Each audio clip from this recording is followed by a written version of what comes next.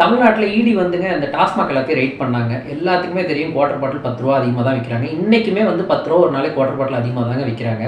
இதை வந்து இடி வந்து போய் ரைட் பண்ணோடனே சுப்ரீம் கோர்ட்டில் வந்து நம்ம கவர்மெண்ட் போய் கேட்டிருக்காங்க இது இடியை ஸ்டே பண்ணுங்கன்ட்டு.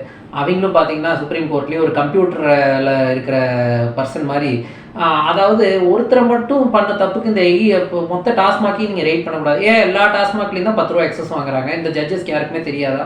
ஒரு பெரிய லாயர் ஒரு 50,000 ரூபா 50 லட்ச ரூபா ஒரு சிட்டிங்க்கு வாங்கினவர் வந்து ஏதாவது ஒரு லூப் போடல இந்த மாதிரி ஒருத்தரை மட்டும் நீங்கள் அரெஸ்ட் பண்ணுறீங்க, அந்த ஒருத்தருக்காக இந்த ஹோல் டாஸ்மாக்கை அரெஸ்ட் பண்ணுறீங்கன்னு சொன்னால் உடனே அந்த நீதிபதிகள்லாம் வந்துட்டு கம்ப்யூட்டர் மாதிரி இப்போ இயங்கலாமாங்க? கண்டிப்பாக கிடையாதுங்க.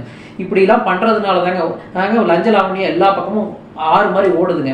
இதை தடுக்கணுங்க. மக்கள் வந்து சுப்ரீம் கோர்ட்டை கேட்கக்கூடாதுல எதுவுமே கிடையாது. சுப்ரீம் கோர்ட் வந்து அவங்களும் மனுஷங்க தாங்க, பண்ணுறது தப்பு தாங்க. கண்டிப்பாக நம்ம கொஸ்டின் பண்ணலாம். இதை தப்பை வந்து எல்லாருக்கும் ஷேர் பண்ணுங்கள். தேங்க்யூ.